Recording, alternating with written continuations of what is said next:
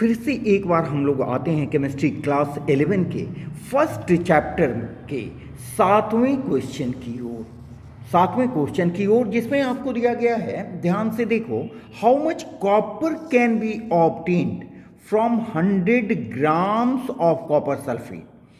100 gram copper sulphate से आपको कितना कॉपर मिलेगा। ये आप अगर 5-6 क्लास में एक एक नियम पढ़े होंगे तो आपको खुद ये क्वेश्चन बहुत अधिक देखने की ज़रूरत नहीं पड़ेगी, 1 मिनट में आप बना लोगे। इसके लिए हमने क्या किया है कि सबसे पहले हेल्पिंग टूल्स आपको दे रखा है। इसमें एटॉमिक मास ऑफ कॉपर हमने आपको दे दिया है 63.5 एटॉमिक मास यूनिट, जिसको हम यूनिफाइड यूनिट भी कहते हैं। और molar mass of copper sulphate यहाँ हमने दे दिया है। देखिए, कॉपर का 63.5, सल्फर का 32 और 4 ऑक्सीजन 16 गुने 4 64। टोटल आप सॉल्व करेंगे तो आपको मिलेगा 159.5 ग्राम पर मोल। ठीक है, तो मोलर मास आपको मालूम हो गया, कॉपर का एटॉमिक मास मालूम हो गया। अब देखिए, एक मोल CuSO4 में, ये हुआ आपको CuSO4 का एक मोल CuSO4 contains 1 mole of copper. ये हुआ 1 मोल ऑफ आपका कॉपर, 1 मोल कॉपर। ठीक है, अब ये 1 मोल CuSO4 का मतलब क्या हुआ बच्चा लोग, ये देखिए 159.5 grams, 159.5 grams of copper sulphate. तो 159.5 ग्राम्स कॉपर सल्फेट में आपको कॉपर कितना है, 63.5 ग्राम्स, 63.5 ग्राम्स। बस इसी को आधार मान के आप 100 ग्राम में निकाल लो। यहां देखिए, that is 159.5 grams of copper sulfate contains 63.5 grams of copper। इसलिए 1 ग्राम में कितना होगा, 63.5 divided by 159.5 gram of copper. इसलिए 100 ग्राम में कितना होगा, 63.5 डिवाइडेड बाई 159.5 मल्टीप्लाइड बाई 100। आप इसको सॉल्व करोगे तो finally you will be getting 39.81 gram of copper, जो कि आपका आंसर होगा। बहुत सिंपल सवाल है। चलिए, अभी तक आप लोगों ने इस चैनल को सब्सक्राइब नहीं किया है तो बच्चों, हम चाहेंगे कि आप जरूर सब्सक्राइब करो, ताकि 11-12 के अच्छे मटेरियल, चाहे वो एग्जाम से, बोर्ड एग्जाम से रिलेटेड MCQ हो, शॉर्ट टाइप हो, लॉन्ग टाइप हो, या इस तरह के कोई भी क्वेश्चंस हो, या प्रीवियस ईयर्स क्वेश्चंस हो, सभी एक एक करके आपको इस पर मिलते रहेंगे। इसलिए सब्सक्राइब करना मत भूलें, अपने दोस्तों को शेयर करना मत भूलें, और उन्हें भी कहें सब्सक्राइब करने के लिए। अच्छे कमेंट्स दें और अपने लाइक्स हमें जरूर दें। ओके, चलिए चलते हैं नेक्स्ट सवाल की ओर। नेक्स्ट क्वेश्चन हमारा है, ये देखिए, नेक्स्ट क्वेश्चन है 1.8 एक्सरसाइज 1 का, चैप्टर 1 का 1.8 क्वेश्चन। इसमें क्या करना है, देखिए, determine the molecular formula of an oxide of iron in which mass percentage of iron and oxygen are 69.9 and 30.1%।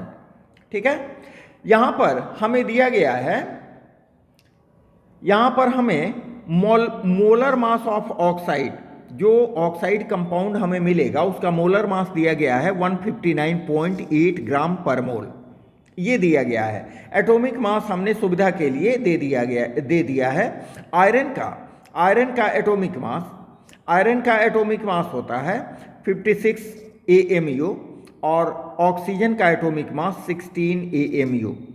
ठीक है, ये इसके बाद होना चाहिए, 56 के बाद। ये आपने सवाल देख लिया है, पहले भी देख लिया है, अगर हमारा पहले का वीडियो आपने देखा है तो।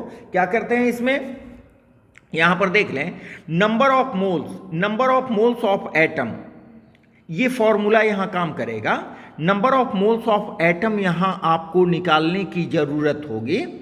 ठीक है, सिंपल रेशियो निकालने में number of moles of atom निकालने की जरूरत होगी। उसको कैसे निकालेंगे, मास परसेंटेज आपको जितना दिया गया है उसको डिवाइड कर देंगे उसके एटॉमिक मास से। ठीक है, यहां मास भी दिया जा सकता है, तो उसको हम एटॉमिक मास से डिवाइड कर देंगे तो हमको नंबर ऑफ मोल्स आ जाएगा। और यहां देखें हमें क्या फर्स्ट एलिमेंट है हमारा आयरन, ये पहले भी देख चुके हैं। परसेंटेज क्या है 69.9%। एटॉमिक मास कितना है 56। हमने क्या किया 69.9 को 56 से डिवाइड किया, आपका वैल्यू क्या आया, रिजल्ट क्या आया 1.248। ठीक है, इसी तरह ऑक्सीजन को क्या किया हमने, इसका भी परसेंटेज क्या है 30.1%। एटॉमिक मास क्या है 16। ठीक है, तो इसका नंबर ऑफ मोल्स और रिलेटिव नंबर ऑफ मोल्स कैसे निकालेंगे, जो परसेंटेज मास है ऑक्सीजन का उसको हम उसके एटॉमिक मास से डिवाइड कर दिए, देखिए डिवाइड कर दिए। ठीक है, तो हमारा जो रिजल्टिंग नंबर आया 1.88। अब हम सिंपलेस्ट मोलर रेशियो निकालेंगे। सिंपलेस्ट मोलर रेशियो कैसे निकालेंगे, इसमें जो दो ठो रिजल्टिंग नंबर मेरा आया है उसमें जो सबसे कम नंबर है उसको दोनों रिजल्टिंग नंबर से हम डिवाइड करेंगे। देखिए यहां पर डिवाइड किया है हमने, हमारा 1.248 कम संख्या है, लो वैल्यू वाली संख्या है, इसको दोनों से डिवाइड किए 1.248 डिवाइडेड बाय 1.248, तो हमारा रिजल्टिंग वैल्यू आया 1। इसी तरह 1.88 को हमने फिर डिवाइड किया 1.248 से, तो हमारा रिजल्टिंग वैल्यू आया 1.5। यहां पर देखें कि ये फ्रैक्शनल वैल्यू हमारा आ रहा है 1.5, तो फ्रैक्शनल वैल्यू को हम सिंपल होल नंबर में कन्वर्ट करने के लिए दोनों संख्याओं को हमने क्या किया, दोनों संख्याओं को 2 से मल्टीप्लाई कर दिया ताकि हमें होल नंबर वैल्यू मिले, जिससे फर्स्ट में आया मेरा 2 और सेकंड में आया मेरा 3। बात समझे, क्योंकि फ्रैक्शनल वैल्यू में इंपीरिकल फॉर्मूला तो हो ही नहीं सकता है। तो अब मेरा इंपीरिकल फॉर्मूला ऑफ ऑक्साइड आया, देखिए Fe2O3। Fe2O3 हमें निकालना है molecular formula is equal to होता है empirical formula multiplied by valency factor. Molecular formula is equal to empirical formula multiplied by valency factor. देख रहे हैं यहां, ठीक है। अब वैलेंसी फैक्टर कैसे हमको मिलेगा, हम मोलर मास देखिए यहां पर दिया गया है, मोलर मास 159.8 ग्राम पर मोल। मोलर मास को हम डिवाइड करेंगे इंपीरिकल फॉर्मूला मास से, जो यहां हमने निकाल रखा है।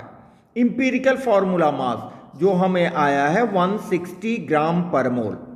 ठीक है, मॉलिक्यूलर फॉर्मूला दिया गया है 159.8 ग्राम पर मोल। इसका मतलब कि ये करीब करीब इक्वल है 160 के। ठीक है, यहां देखिए 159.8 और ये है 160, जो करीब करीब एक दूसरे के बराबर हैं, जिससे n का वैल्यू क्या आया हमारा, n का वैल्यू हमारा आ गया 1। इसका मतलब कि इसमें जितना इंपीरिकल फॉर्मूला होगा वही हमारा मॉलिक्यूलर फॉर्मूला होगा। मॉलिक्यूलर फॉर्मूला इंपीरिकल फॉर्मूला के इक्वल होगा। समझ रहे हैं? तो हम चाहेंगे कि इस चैनल का अधिक से अधिक आप फायदा उठाएं और इसको सब्सक्राइब करें, अपने दोस्तों में शेयर भी करें, अच्छे कमेंट्स दें, लाइक करें। ओके, मिलते हैं अगले वीडियो में। तब तक आप अपना ख्याल रखें, ध्यान से पढ़ते रहें ताकि अपने अच्छे कैरियर को एक अच्छा रूप दे सकें। Okay, thank you.